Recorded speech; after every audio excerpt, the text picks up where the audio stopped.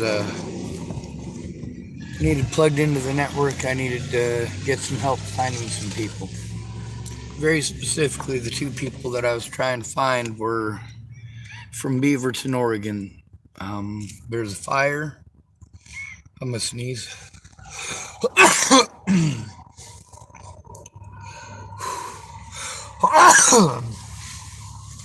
There was a fire in 2020, um, I believe. Katie Saltzman and her husband David Saltzman and their kids. Um, no idea where they're at. I came up here to help out Rebecca Grossnickel Foley because she needed help. And I could sure get plugged into the network here and start helping out people as soon as possible. When I got here, Rebecca Foley was human trafficked.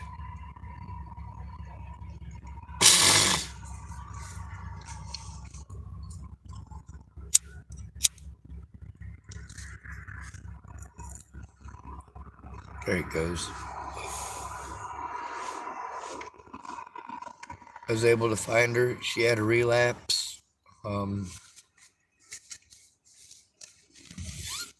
It's tough.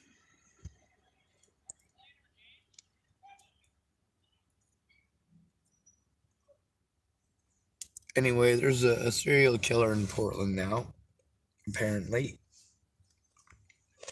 Looking at what they got going on, it looks like they got 2 or 3 wrong people. They might have 4 of them right. 4 of them might be killed by the same person. I don't know. But one thing that I'm worried about is Rebecca Grossnickel Foley. Anybody that she knows there. I'm interested in making sure that Tom Shipley is shipped off to wherever it is that he needs to go.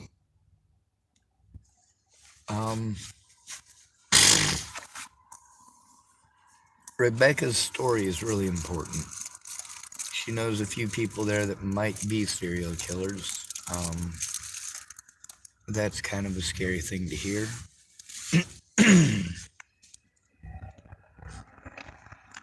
They've been finding bodies.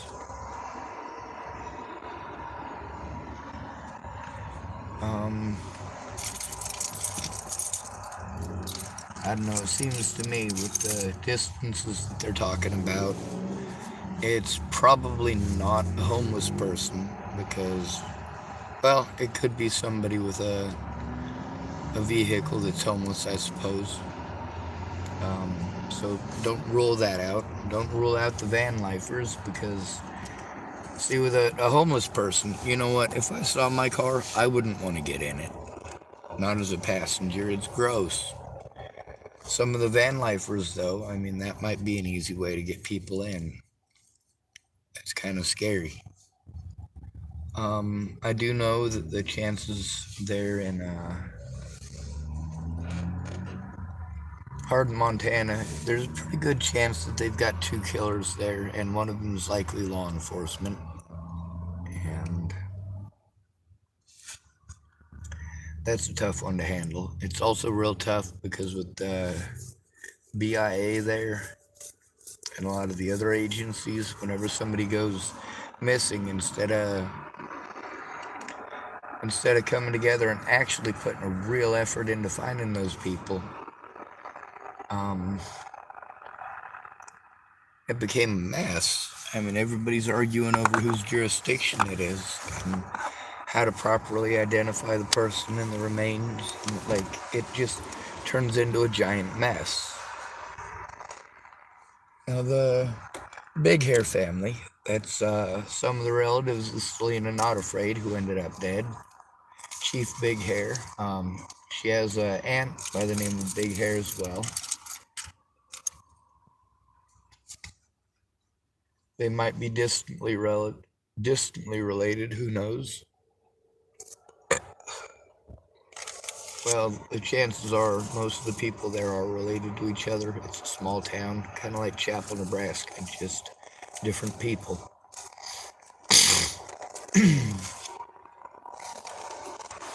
Do I believe that Rebecca Gross Nickel Foley could help to catch a serial killer if there was a serial killer there now?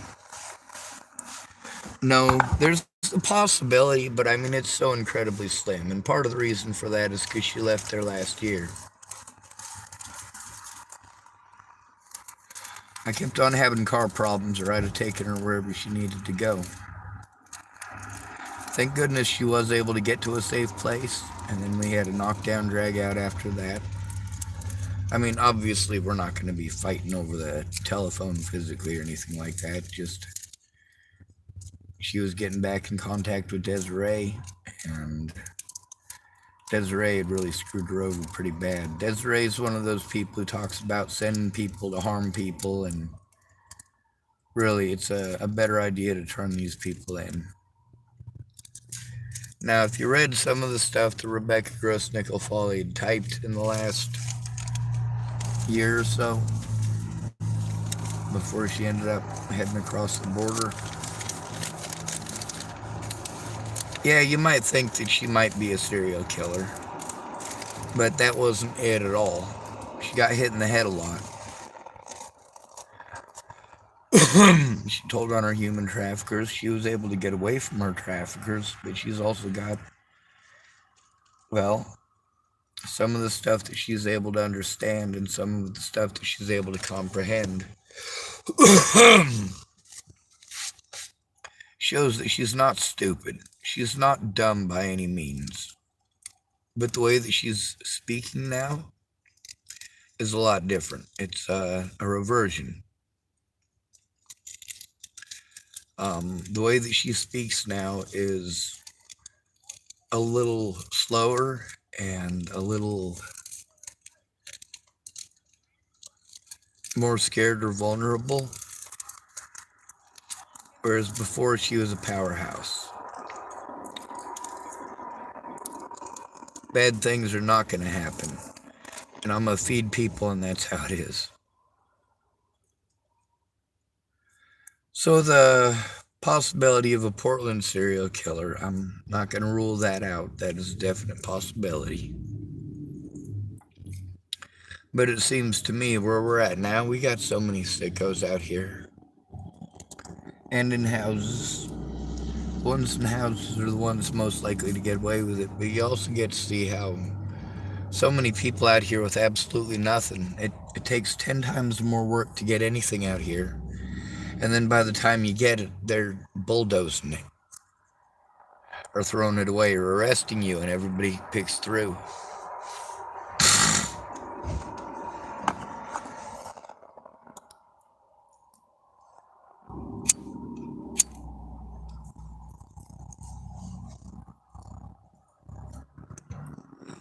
One thing that's real common among the homeless people here is arson. There's a young lady here, Robbie Farnsworth's sister, Ashley, I believe. She knows who lit the fire, and she knows why, and she knows whose tent it was and everything over there by the railroad tracks.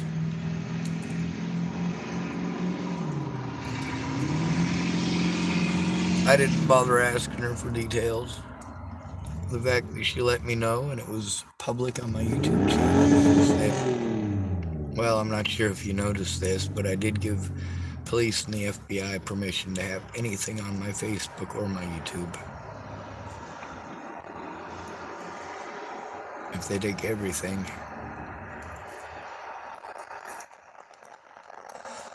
See, my channel is about trying to do the right thing because it's the right thing to do. It's about bridging the gap. It's about making the cops do their jobs so that the people out here on the streets don't have to live like this. And that's what it comes down to, cause and effect. The American people don't want to see poverty, so they pressure government officials to get rid of the poverty. So they spend hundreds of millions of dollars in every single state every year.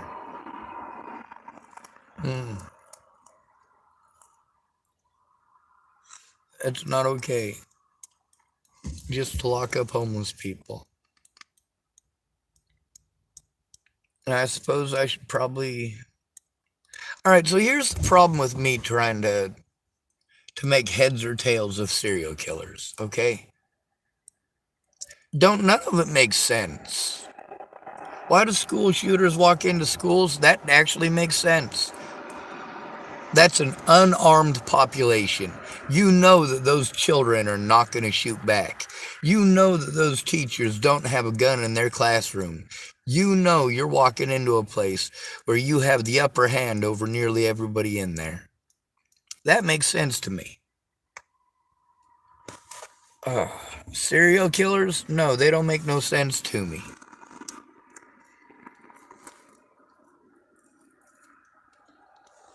I'm pretty good at seeing patterns and noticing patterns. I'm pretty good at figuring out human nature. I'm able to call stuff out before it ever happens. I knew how Christine Muhit was going to end up dead. I just didn't know until today that George Helmstetter was there. He's the one that found her body. And according to Michelle Rodriguez, he stayed with her body for at least an hour.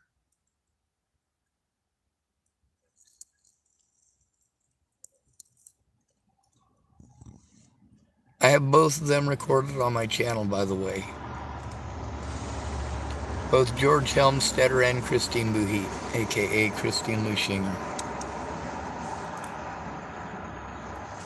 You know, if you take a look at all the people that I've been accused of killing, I mean, it just seems a pretty popular thing to do of what happened to Natalie.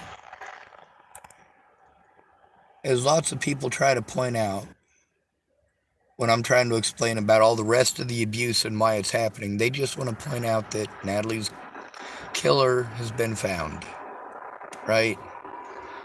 His name is Joseph Lopez. He's serving 48 years in prison. And, of course, then there was Selena Not Afraid. Who were her killers? The people that she rode there with. But people wanted to accuse me of killing her, too. Then there's Christine Muhit, her friend TJ. He's friends with somebody I know here. That's right, one of the employees at the McDonald's here in Tillamook.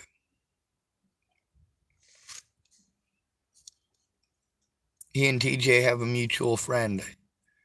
You know how I found that out? That mutual friend showed up on my Facebook as people you may know. I went, oh my God, I know that kid. Or youngin'.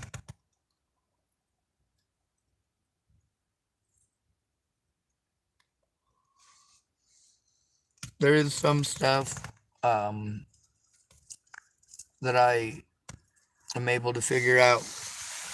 But this isn't about me catching a killer. It's not about you catching a killer. It's not about us playing armchair detective. It's about being vigilant. Be ever vigilant. You are your brother's keeper and your sister's too. We're not going to be able to stop that killer along I-90. That's just not going to be able to happen. Looking back at the records, well, taking the word of people who look back through the records, I do have to say that. Some of the people that were explaining about all the missing people, where most of them are found, it's in between Lame Deer and Hardin.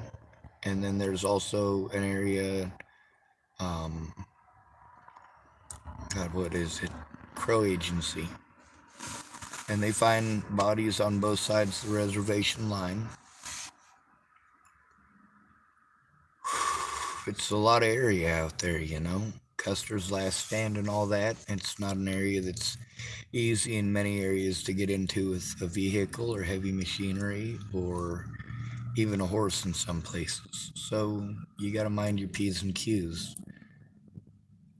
I wasn't willing to go out and actually navigate the area. I always wanted to go Custer's route. I went Benteen's route and Reno's route back when my legs were still good and my back was still good.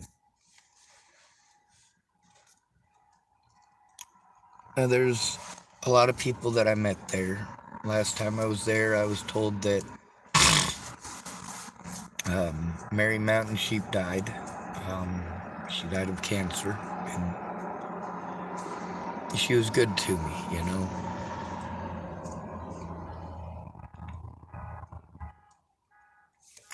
And her sister, or sorry, her cousin,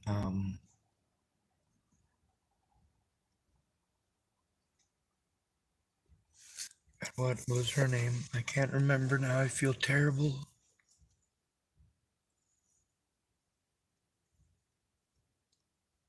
Lila. Lila Mountain Sheep. I was told she was in the hospital. So I went to the hospital to see her. They said she wasn't there, so I didn't get to see her. I did want to tell them thank you. When it comes to missing children, that's something we need to share about, and we need to share a lot, and we need to do it quickly. When it comes to abuse against at-risk adults or children, we need to be about our business quickly, be ever vigilant, and do what needs to be done quickly so that something can be done about that predator before he is able to do it to more people.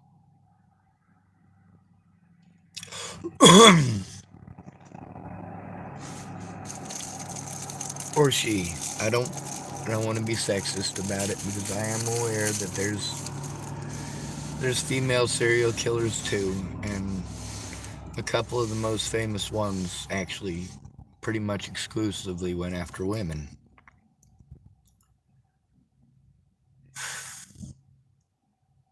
For the cops, they got enough of an issue trying to find the killers. There's also the 10 million armchair detectives. If you've got a valid tip, that's one thing. But if you want to call them in and say, oh, well, I know this guy did it because of this, and I know this guy did it because of this, just because you hate the guy, that's stupid. The media guaranteed that a lot of people hated me, and that they'd look for any excuse to bully me or harass me, making fake accounts. You got no idea.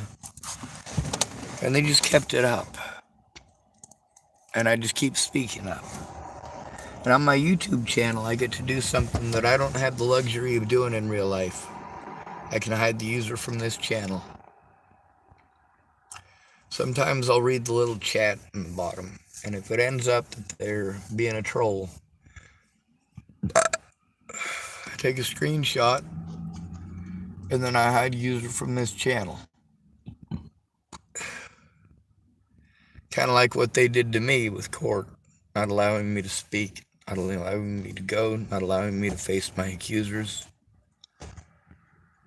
giving me public pretenders who are doing everything they could not to do their jobs because they're lazy and they get paid anyway. Our lives mean nothing to them.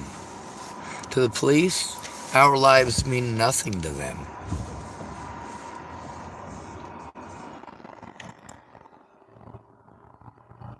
And just so you know, statistically, for every one of these women in houses who disappears, there's 6 homeless women who disappear. So you might want to pay attention to that.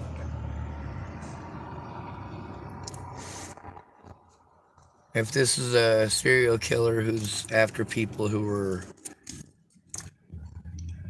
younger than 40, I mean, all of these victims have been younger than 40, correct? There are a lot of homeless people. A lot of homeless people, especially in Portland. So if they're trying to catch a serial killer, they need to look at the homeless women too. They need to go ask them homeless women, and you need to get on it, son. Even if they're an addict, they might have useful information. You need to get out there and hit the street. If you're going to establish a relationship with people, it's not just about talking nice, it's about protecting the victims, male and female.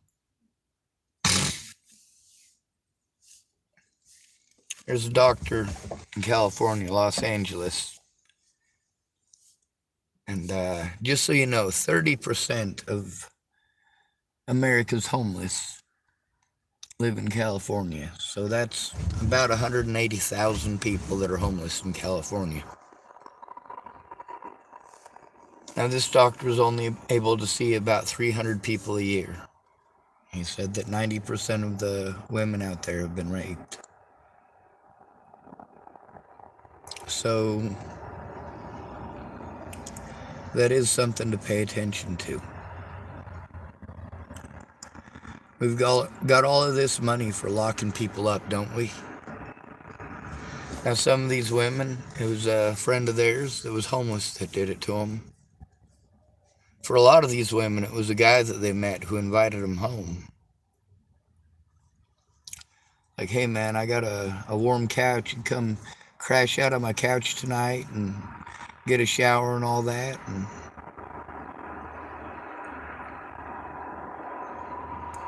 guy just can't keep his hands to himself. Can't take no for an answer.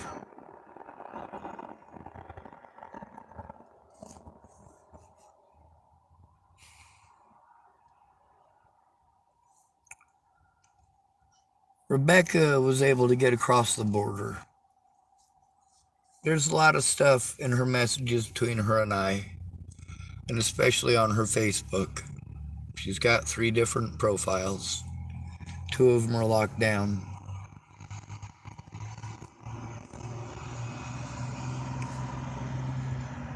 When I got here, she had a couple of people that were trying to keep her safe. Now, when I first got to Oregon, I was walking down there. A couple of the people that she was sitting with, matter of fact, when I went and saw her, were a couple of people that I had talked to, and they said that they didn't know her, didn't know where she was at, hadn't seen her, didn't know who she was.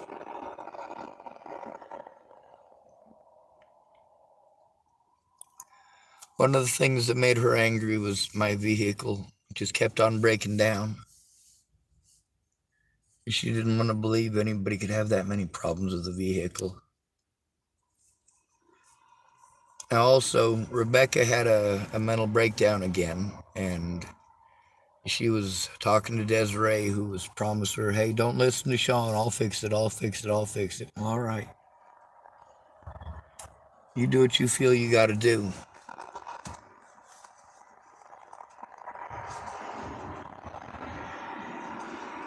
But the thing about Rebecca and Desiree is that they both know things. They both know a bit about the life out here, and they know a bit about the life of, well, if you read a lot of the hateful things that Rebecca typed about her predators and to her predators, things that, yeah, I wouldn't do those things. I wouldn't type those things. Not as an actual threat. Matter of fact, some of the stuff that she was typing and saying, I used as fuel for the fire later on, saying, hey, you know what? I'm not threatening to chop people up and feed them to their dogs. Although she isn't the first woman that I had heard saying that. Now, when it comes to serial killers, I don't get them. It doesn't make any sense to me.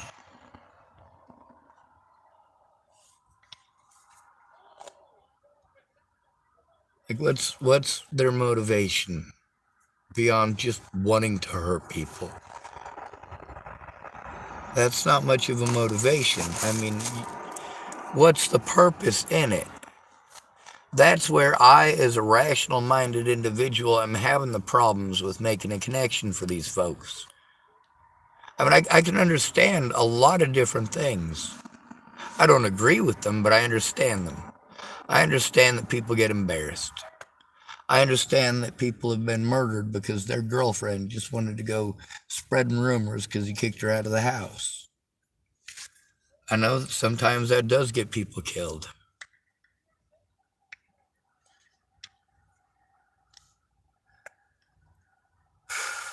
I know that jealousy and rage are things that people definitely hold dear. They keep them in their arsenal and say, oh, well, that's just for defending my family. But the reality is it's also for defending your pride when you're drunk. There's a lot of stuff that like this Portland serial killer they're talking about. That could really just come down to the fact that there's a lot of deaths now. There's a lot more people out on the streets. The cops absolutely don't care to do their jobs, but they do care to get paid. And of course, the less they do their jobs, the more of them get defunded and the more of them lose their jobs. We need to replace them with something. But what are we replacing them with? Programs that help, or are we replacing them with programs that help the predators to get away? Not sure if you noticed, but I'm just not down with that. Now, there's a possibility that maybe 4 of those bodies belong to the same killer, but I doubt it.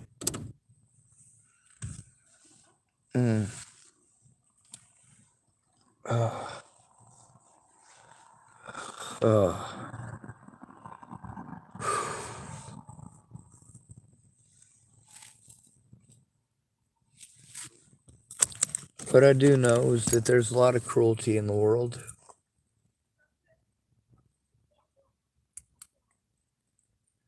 There's a lot of hateful people. There's also people that are easy to blame, and those are the ones that you go after the most. I know the disabled are the most likely to be blamed.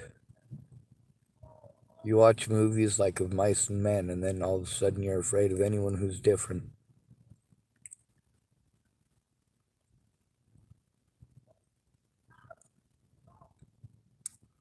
A lot of people growing up wanted me to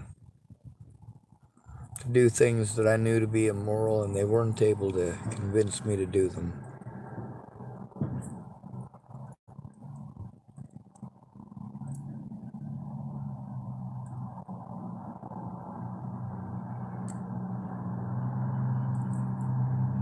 Usually that ended up violent. I understand a lot of different types of violence, like, when I'm nervous and my Tourette syndrome is at the forefront of what I'm doing. You can see me with my eyes twitching. Somebody sees me doing that to them, they might think that I'm a homosexual, or they might think I'm winking at their girlfriend. That's one of the reasons it's hard to make eye contact with people, is because if I get all winky and blinky, they get all weird. Well, I apologize for being winky and blinky. I noticed that all the serial killers they have in movies, or pretty much all of them, they got a twitch. Like, why the hell would you give all serial killers and all crazy people Tourette syndrome? That don't make no sense.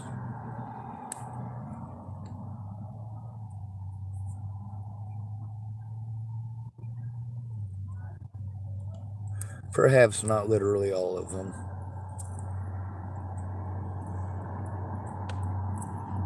A lot of people don't know anybody who's an actual psychopath. Many people know a high-masking autistic person. Somebody who's autistic and has to pretend that everything is A-okay all the time anyway. It happens.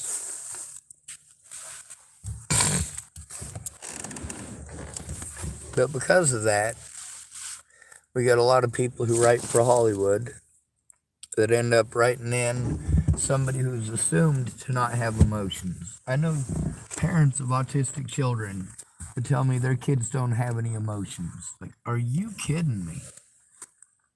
There it is.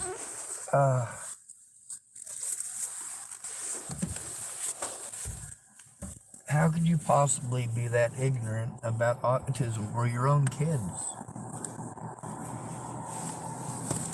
There's some people that tell me, oh, I don't understand, I don't make a connection with my kid. I'm like, well, it's probably because it's your kid. It might definitely just be because your kid is your kid and they're being testy and temperamental and going through one of them phases.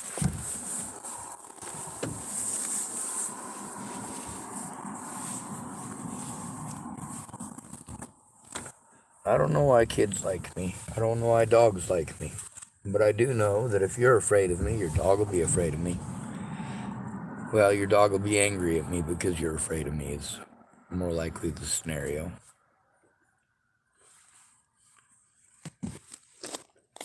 With we, the people of the United States of America, being we the people, that kind of means we need to work together. Otherwise, we get nothing. I'm going to get out of my car and make sure everyone's all right. Doesn't sound like it's a major deal. They're just messing around.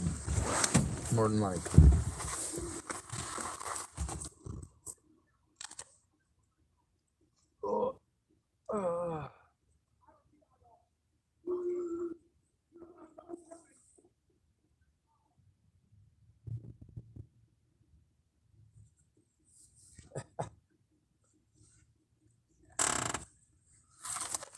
Oh, yeah, just youngins having fun. I think that ought to be all right. They're not tearing around out here like they have been. They're being real quiet about it. They're behaving quite well. So let's get back to the serial killer thing.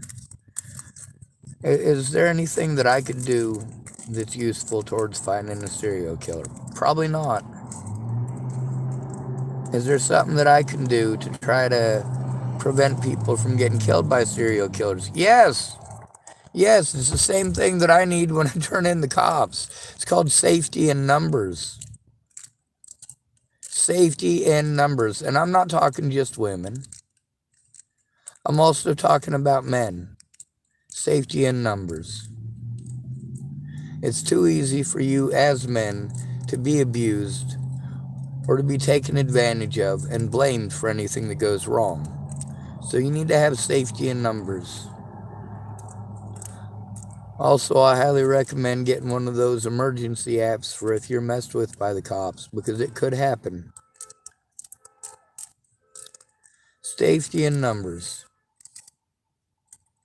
When you're alone, you're more likely to be targeted by a predator. When you're alone, you're more vulnerable. If you're small and a predator sees that you're small, he might believe that he can overpower you even if he's huge, or even if he's just medium. And in many cases, that is actually the case. I'm not sure if you saw that Ronda Rousey lady get her butt whooped, but that wasn't pretty.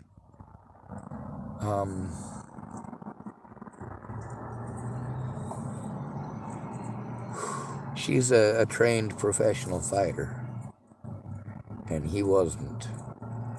All right, so what are we getting at from here? What we're getting at is hypervigilance. The cops are not doing their jobs. They're helping out the predators. I'm not sure if you noticed that. They're helping the worst of the worst get off easy. I spent more time in jail in Colorado after Natalie's death than several killers there.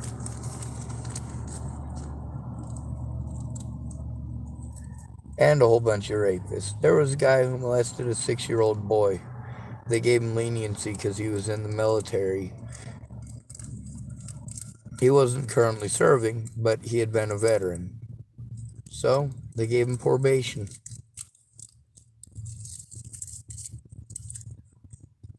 That's sad.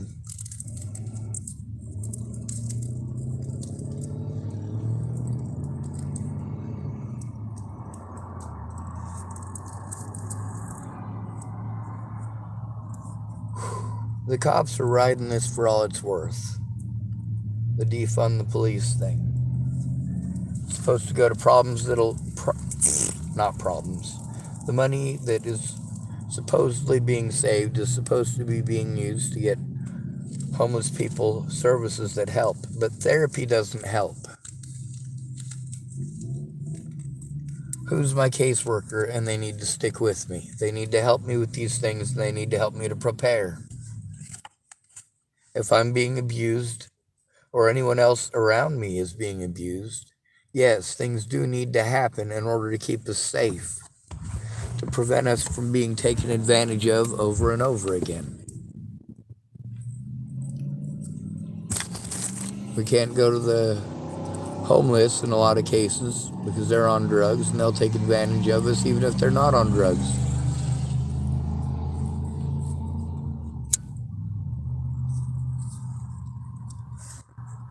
We can't go to the cops or to the hospitals because they'll treat us like we're druggies even if we're not on drugs.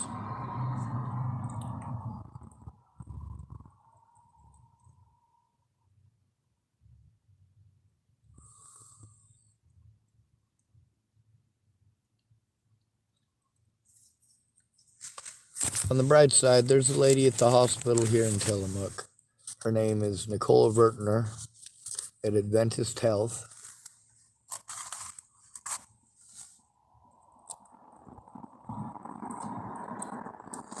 She shows that even a nice person doesn't necessarily mean good. Did she intend harm against me or intend harm against anybody else?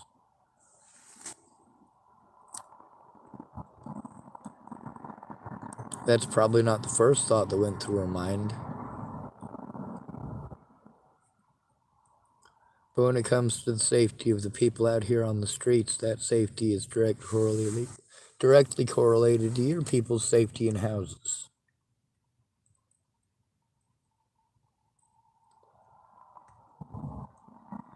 And the more you blame on the homeless, the worse it gets.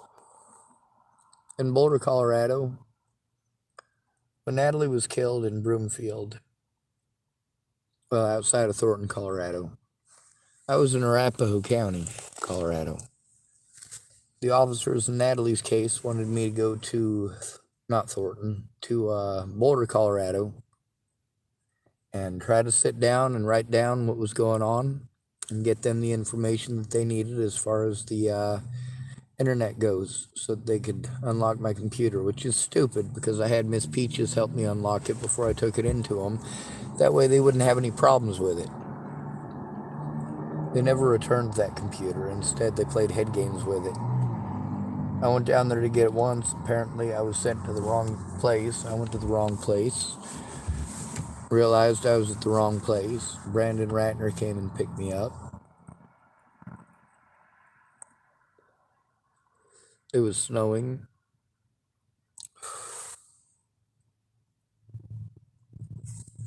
My public pretender in Boulder told me that I couldn't get my computer because Joseph Michael Lopez's lawyer wouldn't sign off on it.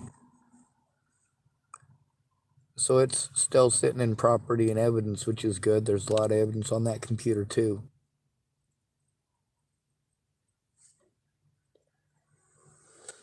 And because it was evidence in a murder, they can't get rid of it. They're not allowed.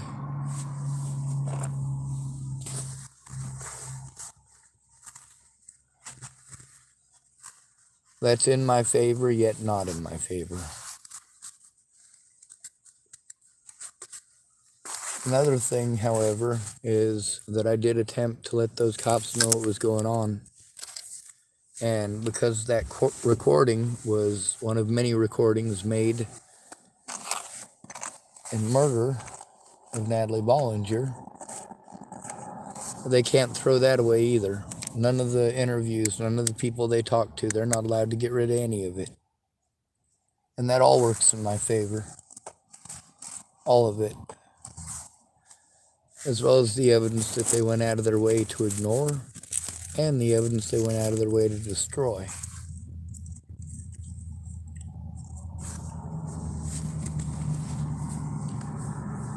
I don't think that I'll be able to contribute anything useful towards finding a serial killer. And with Rebecca being out of the loop there for so long, well, she might still be in the loop and she might be able to be useful, but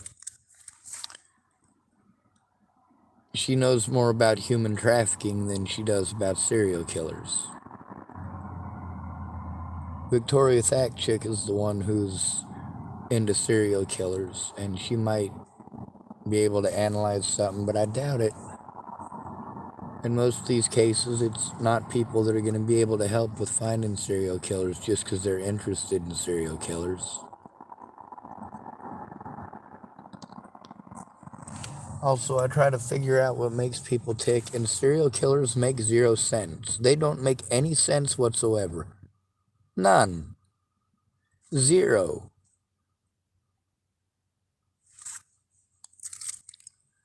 Anyway, moral of the story, remain hypervigilant. You need to be. However, just because you're paranoid doesn't mean your neighbor is chopping people into pieces and feeding them to their dogs like Rebecca Gross-Nickel Foley was threatening to do. There's no doubt in my mind, however, that if Rebecca saw somebody harming somebody else, she'd do something then and there.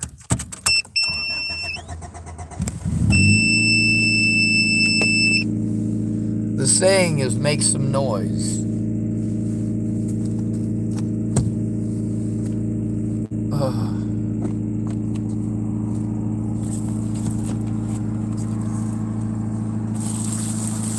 I gotta make sure I don't waste all my gas, but I do need to drive up to the Center Market. The person who was possibly gonna come meet me at the parking lot here today didn't show up. I did not expect it to happen. Mostly because people don't generally keep their appointments. That makes it difficult for somebody like me. When nobody keeps their appointments,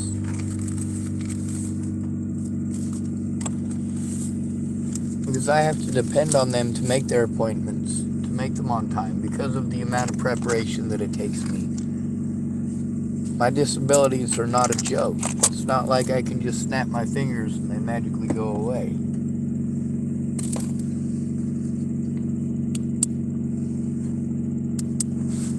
Some days I do pretty good, and some days I'm in horrible shape. For about the last week, I've been in pretty well horrible shape. I did too much up there in the mountains, did too much here in town, and it's too much physical exhaustion for me. Now, when you're physically exhausted, you know how that is. I'm sure everybody's had a day where they've had to go out and work in a lot hotter weather than they were used to and didn't realize that they'd lost as much water as they did.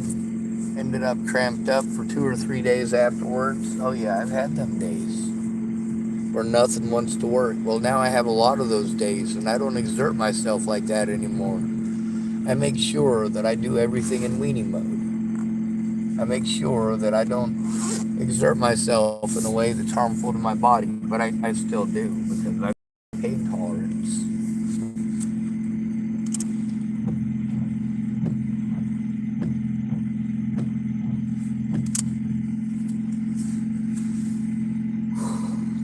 But that doesn't mean I don't feel pain. There are some people I know who are autistic and don't feel physical pain hardly at all. It's just no big thing to them. For most of us, we're not like that, though. There's also the part where a lot of autistic kids, they're in emotional pain all the time. They already know that they're not allowed to have a reaction to anything around them. So when they end up getting injured or hurt, they do the same thing that they do when they're emotionally injured or hurt. They keep it to themselves because they don't want to be punished. They don't want to get in trouble.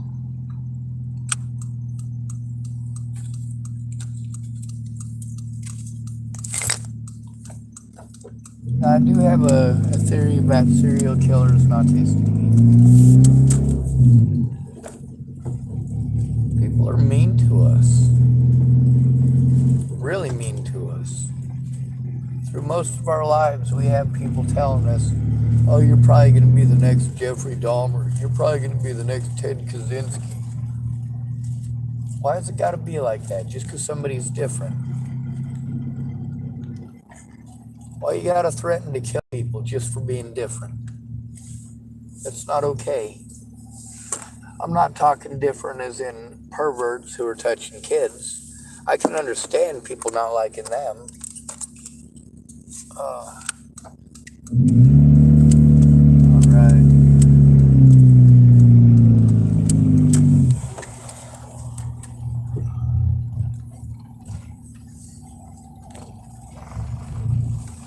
Well, my car is certainly working.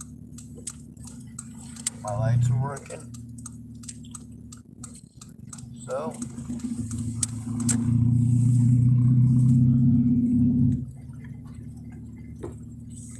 up to Center Market.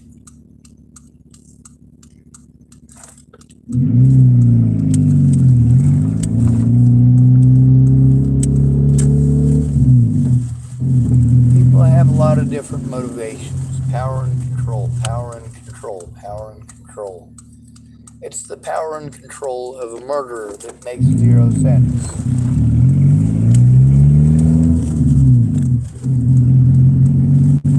Like the serial killers especially. That's not any sort of useful domination. When you've got somebody who's autistic, if there's an issue, it's an actual issue. And for a lot of us to try to explain it down to us, like, oh, it couldn't possibly be an issue. Because we're autistic, we're different. It couldn't possibly be a real issue. We must be overreacting, blah, blah, blah.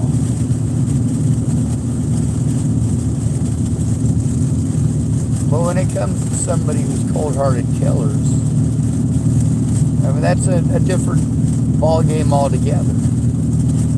For us, we've got a lot of emotional understanding. Our ability to tell the emotions of others is pretty good compared to neurotypicals. Now, I do have problems connecting with people now.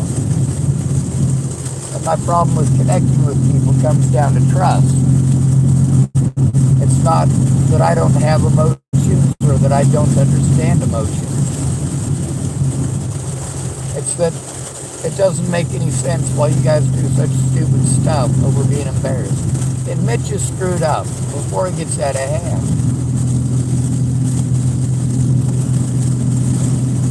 You guys can go back through and see a lot of mistakes I made.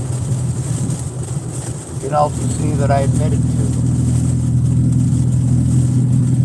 You also get to see a lot of people saying, oh, Sean, you don't admit to anything. You don't admit to anything. And then they post up something that I posted on my Facebook.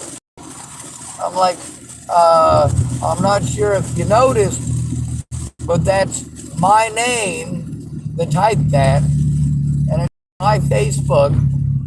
So yeah, I'm pretty sure I admitted to it. You're using the fact that I admitted to something to claim I didn't admit to something. That is absolutely insane. Oh no, I had to take it from here. I had to take it from this thing and that thing. I'm like, are you kidding me? It says it was written by Sean David Schwartz. So yeah, I'm pretty sure that Sean David Schwartz wrote it.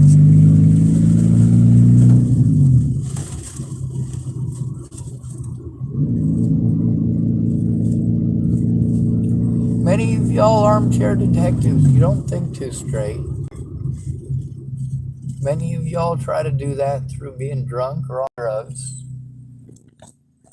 And I don't see how you believe that's going to be an effective way to investigate anything. Armchair detective or not, that's just not too bright. A long time ago, I went to an AA meeting and I had to make a decision between going back to one of them AA meetings or doing something. Well, I told myself if I ever drank again, that I'd go back to an AA meeting. Well, I'm not going to be doing that. I don't like AA meetings.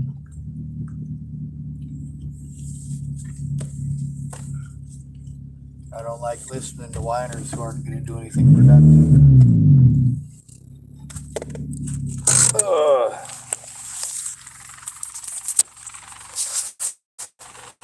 Sorry about that. I wasn't trying to rev it up at you. It just doesn't have color.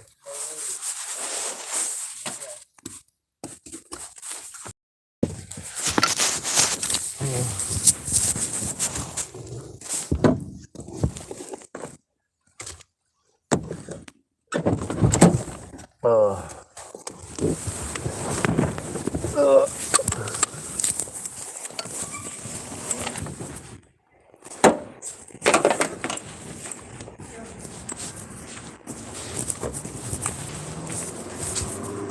Oh.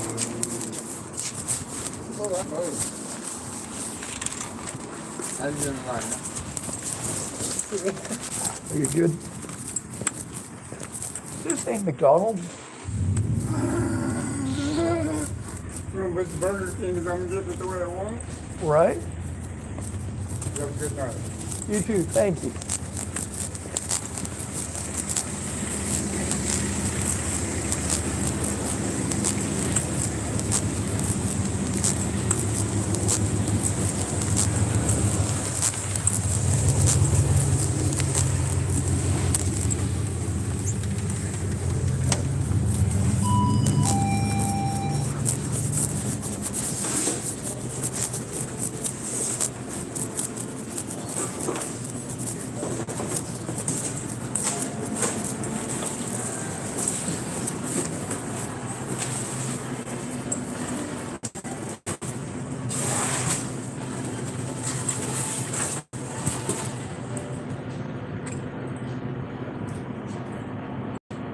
Oh, there's nothing there I wanted. I'm just browsing. I'm actually here for coffee.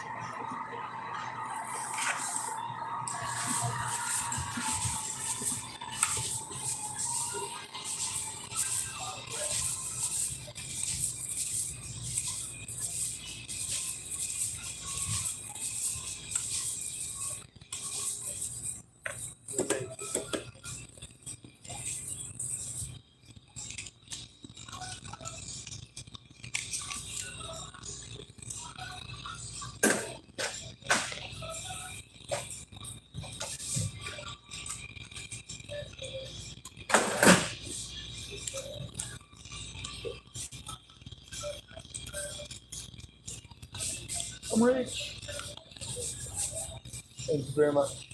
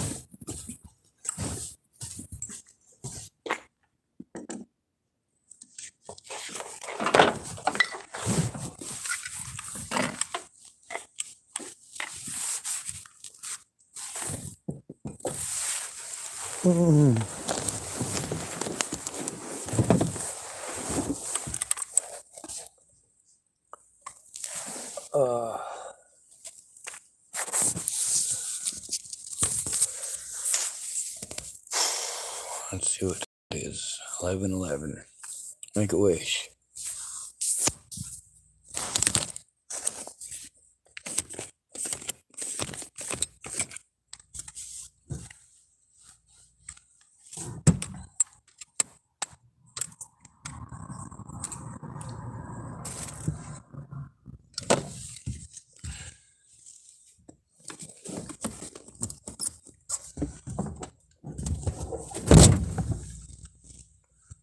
I'm glad that with the possibility of a serial killer, the Rebecca Gross Nickel Folly is not in Portland. It'd be nice if somebody would help after the perverted POSs that harmed her growing up and as an adult.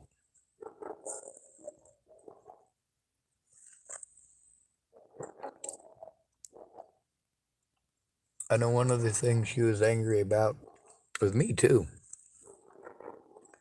is independence.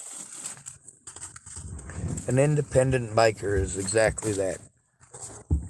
They're not on either side. But it ain't just the bikers. There's also known associates.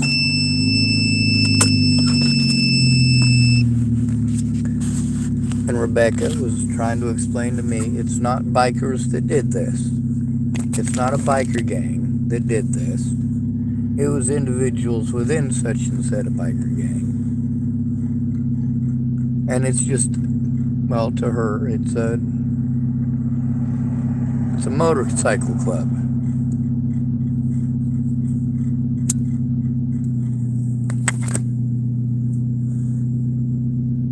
She sees it slightly different than I, but only because her situation is different than mine.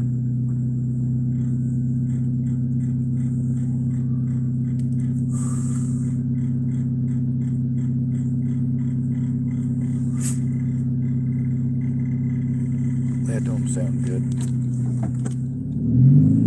Anyway, like I said, stay ever vigilant. You are your brother's keeper. You are your sister's keeper too. Now the thing that it looks like is that this person seems to prefer wooded areas, so should I say stay out of wooded areas? No, that's not what I'm going to recommend at all. I'm going to recommend what I recommend to all the homeless people. Safety in numbers. Safety in numbers.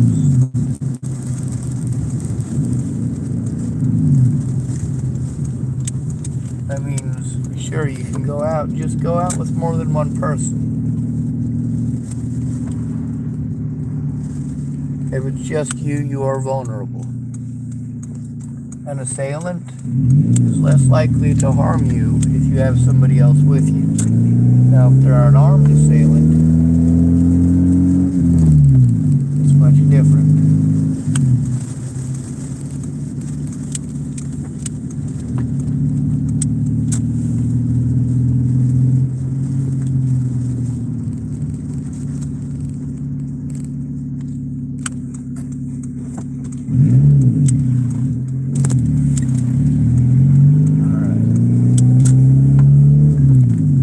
not be wasting gas, but I do need to make sure that I get stuff charged up at least a little bit. I am going to try going to the library in the morning just because it's my last opportunity. Something's got to be done, you know?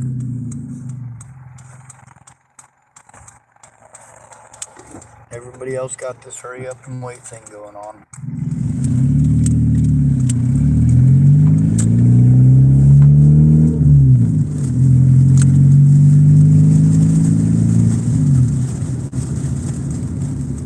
I might park over here by the church just for a few minutes because it looks like my car's getting overheated already. I don't have enough money to get more antifreeze.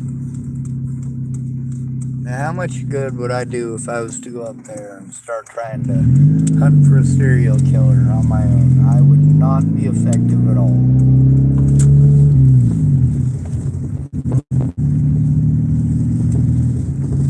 How effective would I be if I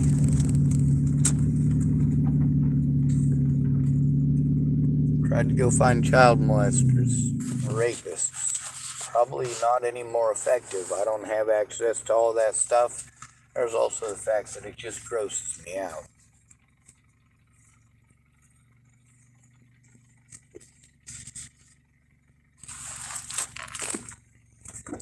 With the situation with George being a drug dealer, being with Christine Buhik when she died, yeah, that's for surely not a serial killer. It's just stupid people.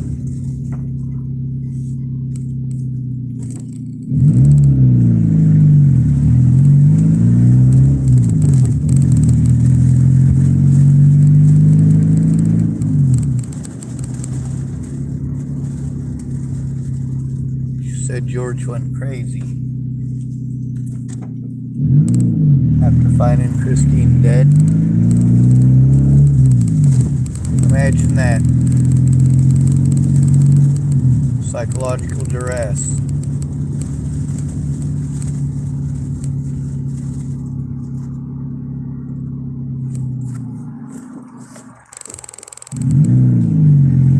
Means you're stressed out mentally.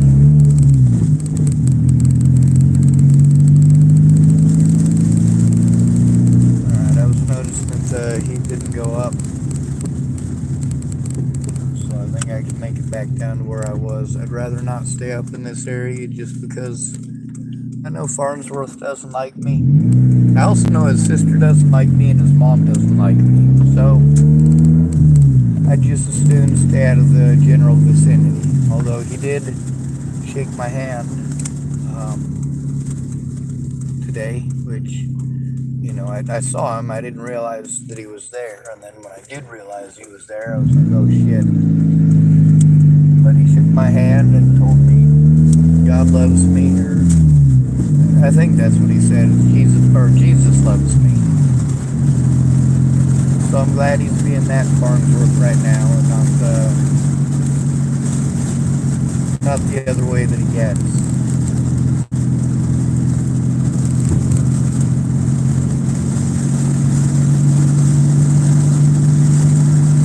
When it comes to protecting us from Robert Farnsworth, it's not just that, it's also protecting Robert Farnsworth from us. I mean, how many of y'all would be scared of Farnsworth doing that kind of stuff to you? I'm not talking about the shaking your hand and saying Jesus loves you. I'm talking about the screaming and shouting at people and calling them all sorts of horrible world's worst names and stuff. If I'm doing that, it's probably on the internet. If I'm calling you names in real life, you've really screwed up.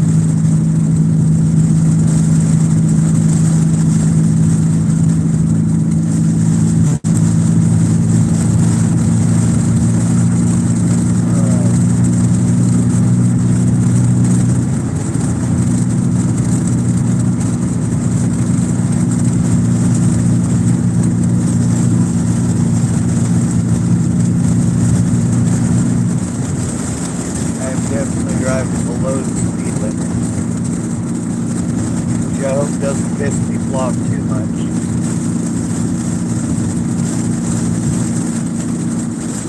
The moral of the story here is just because you want to assign something to somebody doesn't mean it belongs to them. Just because you want to pretend like somebody must have done something or might do something because you're crazy, just remember that you're crazy. We all are.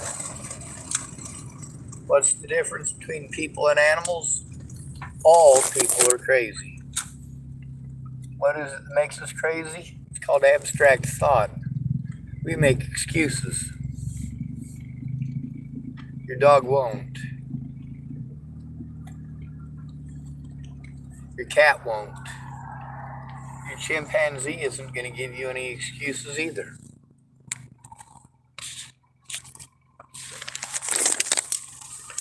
Anyway, how do you protect yourself from killers? Be hypervigilant. Pay attention to what goes on and how they operate. Serial killers can't help you there. They don't make any sense. For somebody who's autistic, yeah, we can try to establish patterns, figure out patterns. We're good at routine, so we're good at noticing patterns when something's out of place. The reason we can tell that something's out of place quicker than a lot of other people is because it annoys us. Why is it there's a whole field of 9s and there's that 8 right there? Oh, it says if you can find this in under 30 seconds, then you got an IQ of... No, my IQ isn't that high, but I found it in like 2 seconds because it was annoying me.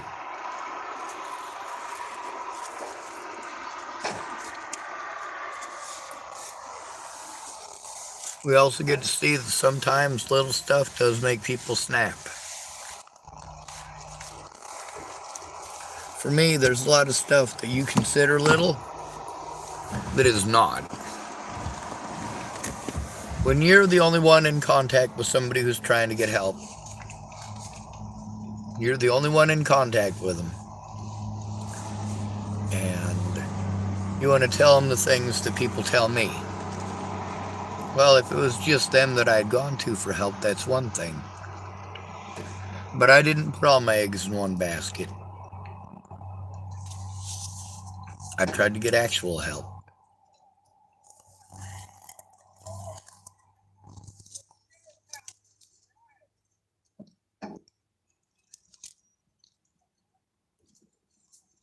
Them youngins are shouting a little bit, but on the bright side, they're not as loud as they've been.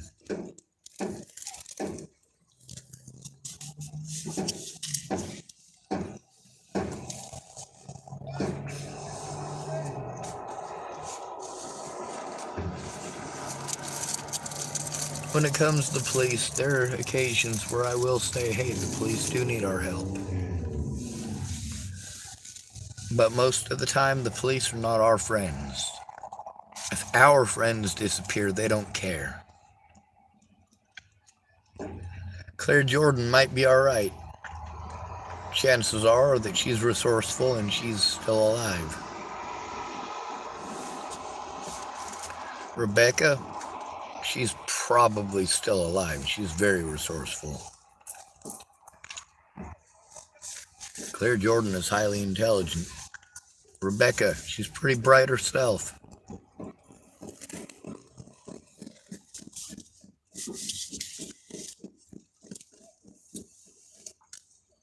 If they need help, they can ask for it. The horrible thing is that many of us are too busy giving our help to people that aren't worth it. You want to help out that pretty girl who you got a crush on, and she'll eat up every month that you have for the rest of the year, every weekend and every month, and even a few days after work too.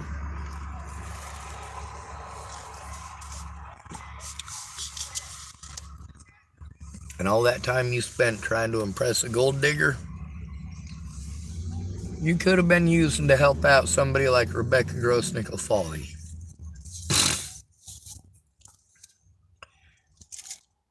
You could have invested at least some of that into helping out David and Katie Saltzman.